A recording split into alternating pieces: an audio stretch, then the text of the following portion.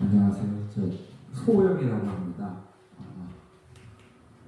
과테말라를 처음에 간 거는 93년에 갔습니다. 30대 중반에 93년에 가서 93, 94년에 살고 다시 이제 한국에 돌아와서 95년 초에 돌아와서 99년 기억하는데 8월 13일 날 다시 갑니다. 여기서 99년 8월 13일 제 기억에 금요일이었거든요. 금요일 날 가서 이제 일을 하기 시작했고 그 다음에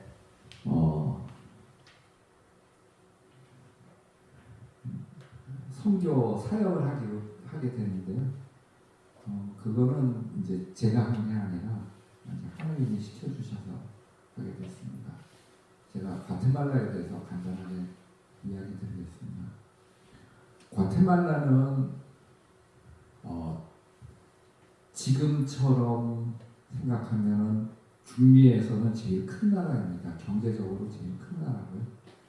그 다음에 땅의 크기는 대한민국의 한 1.1배 정도 됩니다. 대한민국이 10만 평방 킬로미터면은 거기가 10만 9천 평방 킬로미터 정도 되고요.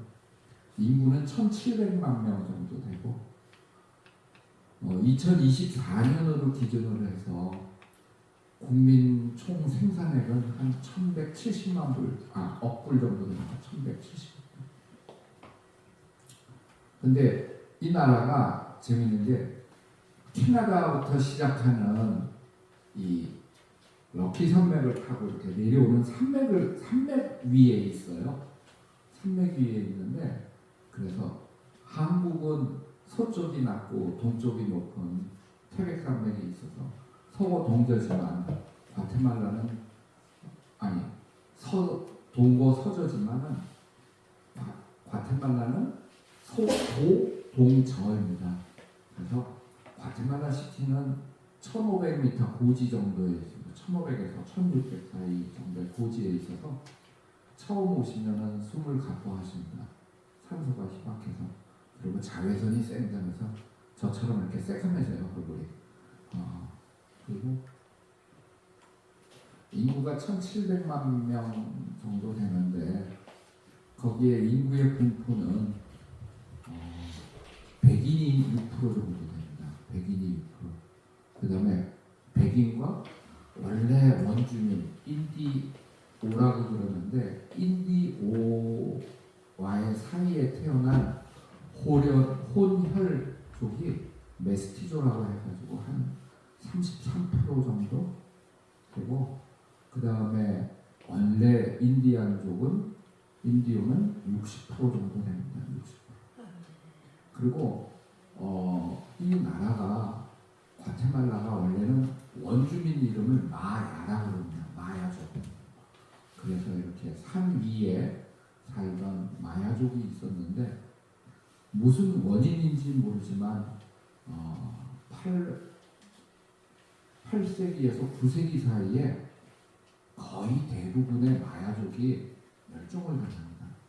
그래서 지금 사회학 쪽에서는 얘기하는 게 그 식량의 부족, 옥수수를 또르띠아를 만들어 먹는 옥수수를 원료로 해서 하는데 주 곡식으로 하는데 원료의 부족, 식량의 부족, 그리고 기후의 변화, 이런 것을 이유로 삼고 있습니다.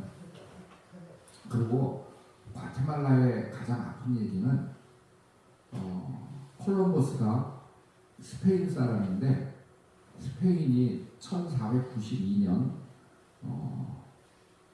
이 동진을 합니다. 서진을 합니다. 서진을 해서 어디에 도착하냐면은 쿠바에 도착합니다. 도미니카 아이티 섬 부분에 도착을 하고 그 다음에 푸에르토리코를 잡아먹고 자마이카를 잡아먹고 쿠바를 잡아먹고 그 다음에 들어온 데가 어디냐면 중미 과테말라입니다. 과테말라를 1524년에 들어옵니다. 1524년에 들어와가지고 말을 타고 있었어요. 근데 이게 아까 얘기 드린 대로 고지대라서 원주민들은 말을 안 탔는데 이 스페인 기병들은 말을 타고 있어서 그 빠른 속도로 원주민들을 굴복시켜 나가죠. 그래서 언제까지 하냐면 1821년까지 스페인이 점령을 해서 통치를 합니다. 근데 스페인의 역사를 보면 스페인이 1700년대 말에 왕정이었다가 공화정으로 잠깐 민주정치로 바뀝니다. 민주정치로 됐다가 이게 잘 운영은 됐는데 안 돼서 다시 왕정으로 가죠. 그 왕이 권력을 잡았는데 백성들이 민주정치, 공화정을 맛을 봤기 때문에 왕의 명령을 잘 안 따라요. 그래서 왕이 중미 보고 지금 스페인어를 쓰는 데가 미국 남부지대 가면 스페인어가 통합니다. 멕시코부터 저 밑에 칠레까지, 아르헨티나, 브라질 빼놓고는 다 스페인이 점령을 하고 있었기 때문에 독립을 허락해요. 너희들끼리 먹고 살아라.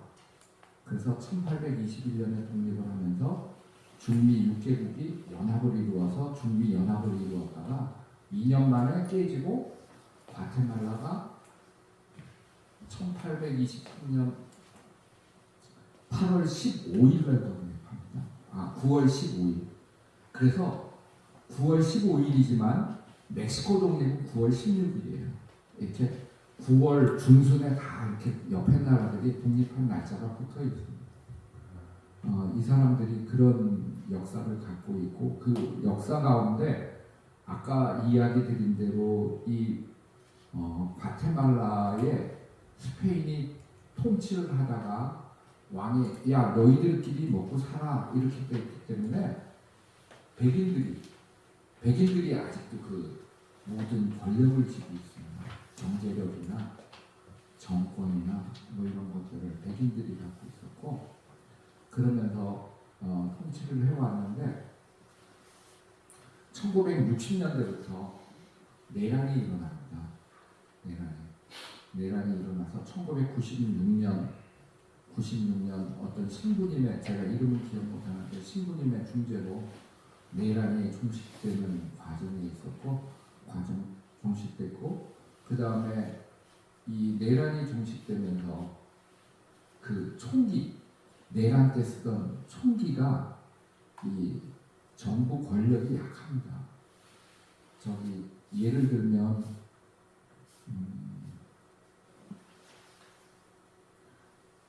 한 2년 전에 대통령이 있었는데 이 대통령이 워낙 부정부패를 저질렀어요. 그래서 그 과테말라도 대통령이 4년 단임제를 하는데 3년 만에 물러나고 교도소를 들어갔어요. 그 부통령이 대통령 생일날 300만 불을 들여서 헬기를 선물을 했는데 이 헬기가 300만 불이 어디서 나왔냐면 경제부에서 100만 불, 뭐 문교부에서 50만 불 이런 식으로 나라 돈을 빼돌려서 이걸 대통령 개인한테 선물할 정도로 부패가 심한 나라입니다.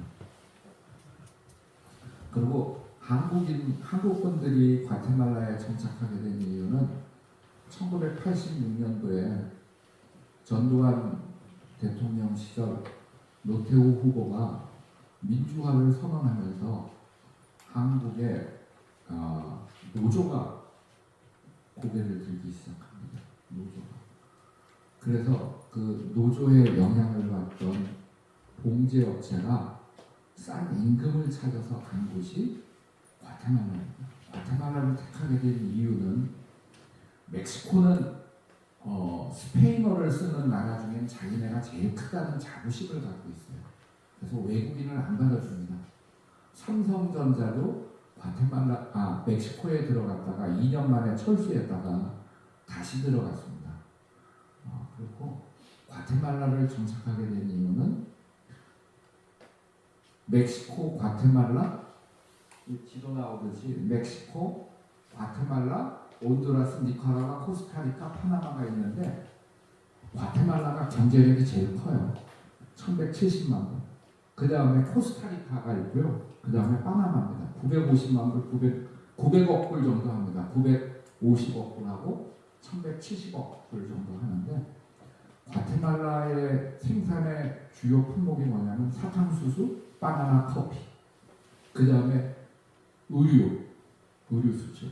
이 의류 수출에 지금은 제가 통계를 모르지만 한 2, 3년 전까지만 해도 95%를 한국 사람들이 하는 봉제 기업에서 했습니다.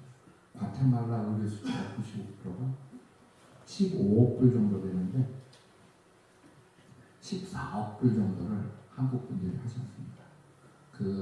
그래서 그 인력을 많이 불러들여서 월급을 이렇게 가난을 명쾌해주는 그렇기 때문에 노조가 생겨서 찾아갔고, 그 찾아가는 중에 온두라스, 니카라과는 내전이 있었습니다. 그 다음에 온두라스하고 니카라과 사이에 나라가 하나 빠졌는데, 여기가 엘살바도르입니다. 엘살바도르. 구원자라는 뜻을 갖고 있는 엘살바도르고, 그 다음에 코스타리카는 잘 살아요. 백인들이고 관광지예요. 그래서 한국 봉제 기업이 들어오는 걸 원치 않았습니다. 그리고 파나마는 여러분들이 알다시피 파나마 운하가 있어서 이 수입이 대단합니다. 얼마 전까지만 해도 중국이 관리를 했는데, 이번에 그 트럼프 대통령이 미국에 들어오면서 중국 관리권을 뺏었어요. 그리고 이 파나마 중간에 여기 운하가 흐르기 때문에 여기 콜롬비아가 마약 생산국입니다. 코카인의 생산국. 그래서 미국을 수요가 있어서 미국을 가야 되는데, 이 파나마 운하가 있어서 다리가 없어요. 그래서 이 마약이 넘어가지를 못합니다. 그래서 과테말라가 마약 수출, 미국으로 마약 수출하는 1위국이에요. 중간 경유지입니다. 코카인을 콜롬비아에서 만들어서 과테말라에다 갖다 놓고, 과테말라에서 환적 바꿔 실은 다음에 미국으로 보내는 작업을 합니다. 그래서 미국에서 들어오는 마약에 검사를 해서 걸리는 부분이 선적지가 어디냐면 과테말라입니다. 그 못 살고 있고, 그 다음에 지금 국민 생산액은 한 2,200불 정도 됩니다. 1인당 개인 소득은 2,200불 정도 되는데, 2,200불 되다 보니까 산속에 사는 인디안들은 그만큼이 안 돼요. 한 1년에 2, 300불 될까? 그 제일 좋은 예로 과테말라의 하루 일당이 얼마냐 하면 15불 약간 넘습니다. 15불. 한 120원, 120원이니까 한 24,000원 정도 됩니다. 일당이. 그 다음에 거기에다가 이제 시간의 수당을 붙여야지만이 살아갈 수 있는. 근데 일당이 15불이라고 했는데, LA 지역의 봉제 공장 하루 그 시급 1시간에 주는 게 16불이에요. 그러니까 미국 시급 1시간 정도 그 급료를 받고 하루를 일을 하는 좀 저소득 국가, 완전히 저소득 국가. 그래서 나중에 이 화면에서 보시겠지만, 저희가 성탄절에 애들에게 나눠주기 위해서 사탕 봉지를 한 1,500개 정도 만들어서 저희 침례교회를 방문합니다. 현지인 침례교회를 방문하게 되면 몇 년 전에 줬던 아이들이 이 빵꾸난 티셔츠를 입고 그 사탕 봉지를 받기 위해서 한 맨발로 2시간 정도 걸어와서 사탕 봉지를 바라가는 모습을 봤을 때 참 나는 풍요롭다. 나는 가진 게 많다. 그리고 참 기쁘다. 나눠줄 수 있어서. 그랬던 그 참 척박한 땅이었는데 은혜로 살았습니다. 마약과 깽단과 사회학과 있었던 곳인데요. 하루에 16명 내지 17명이 총에 맞아 죽는 나라예요. 그래서 1년에 한 6천 명 정도가 살해를 당합니다. 그런 곳이었는데 30년을 살면서 아무 해해 없이 살아올 수 있었던 건 하나님의 은혜라고 이야기할 수 있습니다. 제가 과테말라에 대해서 대충 얘기 드렸고요. 그 다음에 저희 집사람이 이명신 선교사님이 이제 타협에 대해서 이야기 드리도록 하겠습니다.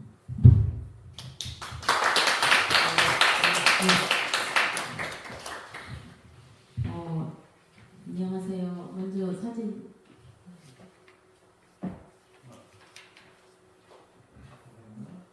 아까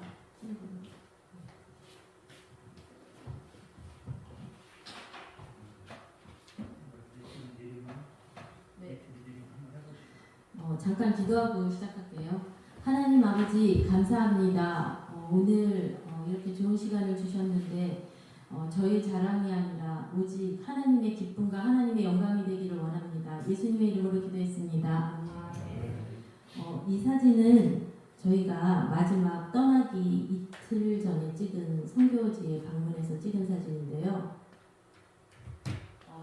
저희 안디옥 침례교회라고 하는 그 교회를 매주 주일날마다 가서 섬겼거든요. 그러니까 저희 한인교회에서 예배를 드리고 한 1시간 정도 걸리는 데를 이제 달려가요.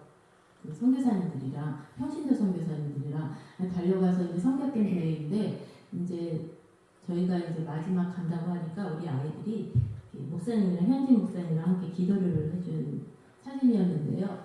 이 기도를 이제 이 사진을 이제 가지고 이제 한국에 그 이틀 후에 와서 저희가 서울에 있는 도남동에 선교관에 머물렀는데 이 사진을 보면서 하나님께서 어떤 말씀을 주셨냐면요. 어떤 말씀을 깨닫게 하셨냐면은 이 이사야 49장 15절 말씀이 생각나게 하셨어요. 제가 한번 읽어볼게요. 다 같이 한번 읽어볼까요? 네, 시작. 여인이 어찌 그 젖먹는 자식을 잊겠으며 자기 태에서 난 아들을 긍휼히 여기지 않겠느냐. 그들은 혹시 잊을지라도 나는 너를 잊지 아니할 것이라. 이 말씀을 갑자기 주신 거예요. 생각이 나게 하시면서 어떤 마음이 들었냐면은 첫 번째로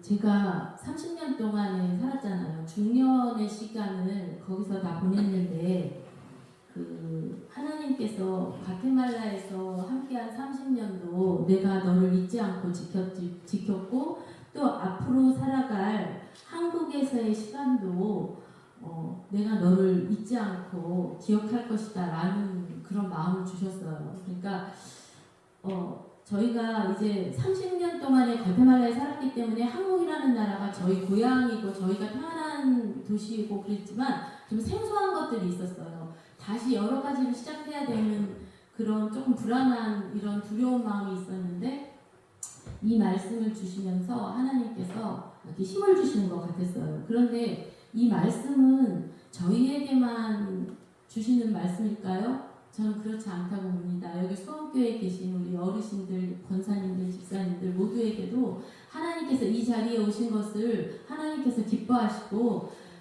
내가 너희 그 부모는 내가 너희를 잊었지만 하나님께서는 나는 너희를 잊지 않아. 내가 너희의 끝날까지 너희가 하늘나라 가는 그날까지 내가 너를 잊지 않고 내가 너를 책임질 거야 라고 말씀하시는 것 같아요. 네. 그래서 이런 말씀을 주셨고요. 또 두 번째로 이 말씀을 주시면서 생각나는 것들은 어떤 말씀이었냐면은 저희 부부가 과테말라에서 그 과테말라의 땅을 이제 30년 동안 섬겼는데 하나님께서 너희가 한국에 살더라도 그 땅을 위해서 계속적으로 기도하라는 것이구나 라는 그런 마음을 주셨어요. 이 마지막 날이 이제 그 아이들이랑 찍은 사진이고요. 저희는 아까 저희 남편이 얘기했듯이 두 번 과테말라를 갔어요. 첫 번째 갔었을 때는 저희가 그냥 일을 따라서 그 직장을 따라서 갔었고 물론 열심히 그때도 하나님을 섬기고 있었지만 그냥 뭐 한인교회만 섬기다가 왔었는데 두 번째 갔었을 때 이 두 가지 말씀을 저희 마음에 주셨던 것 같아요. 첫 번째 마음은 에스겔서 36장 26절 말씀이었는데 제가 한번 읽어볼게요. 또 새 영을 너희 속에 두고 새 마음을 너희에게 주되 너희 육신에서 굳은 마음을 제하고 부드러운 마음을 줄 것이며 그 다음에 빌립보서 2장 13절 말씀인데 너희 안에 행하시는 이는 하나님이시니 자기의 기쁘신 뜻을 위하여 너희에게 소원을 두고 행하고 하시나니. 두 번째 갔었을 때 저희 남편과 저희 마음 가운데 저의 영과 혼들을 새롭게 하셨어요. 그래서 첫 번째 갔었을 때는 그냥 뭐 직장 다니고 그냥 교회 열심히 나가고 출석하고 했지만 두 번째 갔었을 때는 하나님께서 우리의 영과 혼을 새롭게 하시고 굳은 마음을 제하셨어요. 그러시면서 우리 안에 어떤 소원을 주셨냐면 이곳에 살면서 이곳에 있는 그 현지인들, 불쌍한 사람들 그리고 현지인들을 섬겨야 되겠다. 그런 선교의 열정을 주셨어요. 그래서 저희 한인교회도 물론 선교하는 교회고 그 선교를 비전으로 하는 교회이기 때문에 그 한인교회를 따라서 계속 이제 섬겼어요. 그랬는데 그 섬기는 와중에 어떤 박준배 선교사님이라고 하는 분을 만나게 하셨어요. 그러니까 그분은 어떤 분이었냐면은 그 달라스 뉴송 처치라고 하는 침례교회에서 이제 파송을 받아서 그 과테말라에 와서 평신도 선교사로 섬기는 분이었는데 저희에게 그분을 만나게 하시면서 저희 안에 있던 이런 새로운 마음들, 이 소원들을 하나님께서 더 다시 활성화시키기 시작하셨어요. 그래서 그분과 같이 따라서 침례교회 그 과테말라에 있는 곳곳을 돌아다니면서 이제 선교하기 시작했거든요. 근데 제가 이걸 정리하면서 그 빌립보서 2장 13절 말씀을 이렇게 적으면서 제가 수원교회에 하나님께서 함께 하시는 그런 그 성도님들에게 그 소원을 주셨다는 것을 이렇게 생각나게 하셨어요. 어떤 것이었냐면은 그 우리 목사님을 통해서 또 우리 정 집사님을 통해서 김현순 집사님을 통해서 이렇게 제가 한 2주 지금 참석하고 있는데 이 교회에 소원을 주신 것은 내가 하는 것 같지만 내가 하는 열심인 것 같지만 그 찬양팀 그 찬양에 대한 그 소원을 주셔서 그 밤 늦게까지 열심히 연습을 하신다고 하시더라고요. 그게 내 열심으로 하는 것 같지만 가만히 안에 들여다보면 하나님께서 우리 각 집사님들에게 소원을 주시고 그래서 그 소원을 따라서 이제 찬양 연습을 하고 마지막에는 하나님께 영광을 돌리는 그 찬양이 되겠구나 하는 그런 확신이 들었습니다. 저희가 그 박준배 선교사님을 따라서 섬겼던 교회들은 이게 안디옥교라고 하는 저희가 매월 첫째 주에 갔던 교회인데요. 이것들이 저희 함께 동역했던 분들입니다. 처음에는 저희 혼자 이제 박준배 선교사님이 미국으로 떠나가시고 난 다음에 저희 남편과 제가 사역을 하기 시작했는데 사람들을 붙여주기 시작했고 여기 에스파뇰로 제가 한번 읽어보면 이글레시아 바우티스타 부에나 누에바스 계속 이글레시아라고 하는 건 교회라는 소리예요. 거기 바우티스타라고 하는 건 침례교회라는 소리고 저희가 그 침례교회 4군데를 계속 섬겼습니다. 그리고 저희가 주로 했던 사역은 저희들은 평신도 선교사로 섬겼습니다. 저희들은 그 주중에는 일을 하고 그 다음에 주말이나 그 다음에 토요일마다 그 선교지를 찾아가서 섬겼는데요.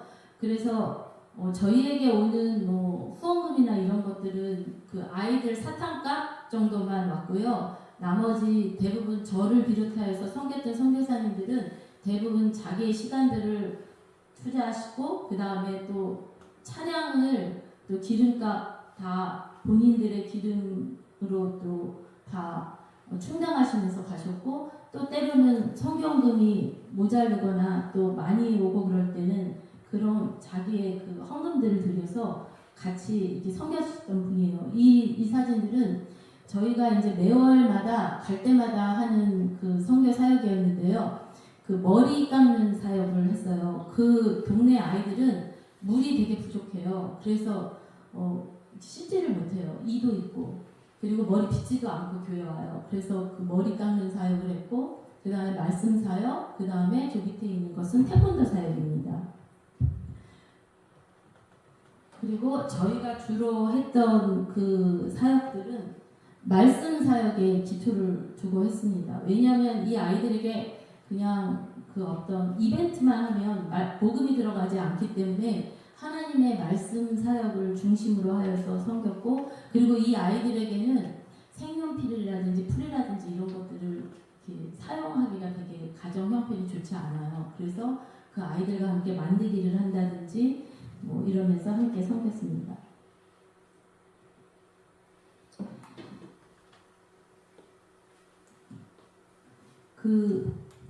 여기 보면은 계속 말씀 사역하는 거 있고, 요거는 태권도 이제 수업을 하는 것을 찍었는데요. 이 태권도 그 우리 평신도 우리 김규리 선교사님은 그 사범이세요. 그런데 태권도 아이들을 할 때 다 에스파뇰로 하면서 섬기죠. 저희가 다 사역할 때는 통역을 하든지 다 에스파뇰로 사역을 합니다. 그리고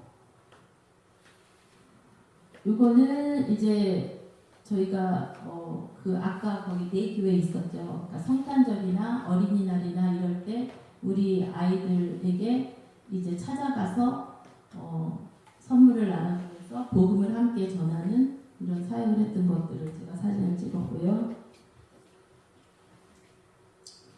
그리고 요거는 저희가 사진을 제가 여기 와서 많이 찾을 수가 없었어요. 컴퓨터가 다른 곳에 있었어. 근데 요거는 이제 저희가 그 안디옥 교회 주된 이제 사역을 했던 교회인데, 안디옥 교회 아이들을 그 1년에 한번 CT를 초대를 해요. 그래서 그 아이들이 와서 이제 그 어떨 때는 뭐 영화도 보고, 어떨 때는 그 놀이동산도 가고, 그리고 이 아이들에게 햄버거 같이 뭐 맥도날드를 같이 먹고 이런 시간을 보내는데, 토요일 날 이제 초대를 해서 이제 이 아이들의 시티를 왔다가 돌아가는데, 이런 날들은 이 아이들에게 최고의 날일 것이라고 생각하고 있습니다. 그리고 네, 자, 저희가 이렇게 30년 동안의 시간들을 뭐 여기저기 하나님께서 원하시는 곳에 가서 하나님의 마음을 섬겼는데요. 제가 이제 이렇게 여기 돌아오면서 이제 생각을 했던 것들은 어떤 하나님의 마음을 주셨냐면, 하나님께서는 저희가 그 땅을 떠나도 계속 일하고 계시다는 것을 느꼈습니다. 계속 하나님은 박준배 선교사님을 통하여서 저희에게 또 이렇게 그 본인이 떠나가면서 저에게 그 사역을 이렇게 소개해 주시면서 저희가 또 섬겼듯이 저희가 처음에는 저희 남편과 제가 섬겼지만 하나님께서 계속 사람들을 붙여주셨어요. 그래서 나중에 저희가 떠나올 때는 지금 여기 선교지 그 안디옥 교회 걸어가는 모습인데요. 그 하나님께서 저희에게, 저희는 떠나지만 또 남아서 그 땅을 위해서 기도하고 또 그 교회를 섬길 수 있는 저희의 그 동역자분들을 남겨주셨더라고요. 그러니까 예수님께서 이 세상을 떠나셨지만 그 12제자를 남겨두셨듯이 그거에 비교할 수는 없지만, 저희는 떠났지만 계속 그곳에 남아서 그 아이들을 위해서 함께 놀아주고 함께 기도해주고 함께 선교해주시는 저희 선교사님의 동역자들을 남겨주셨어요. 그러니까 이게 저 땅 그 길을 막을 때가 있어요. 그러면 교회까지 저 성경부터 무거운 짐들을 저 비포장 도로를 끌고 가시는 저희 그 동역자이신 선교사님 모습이에요. 이제 말씀을 마치려고 하는데요.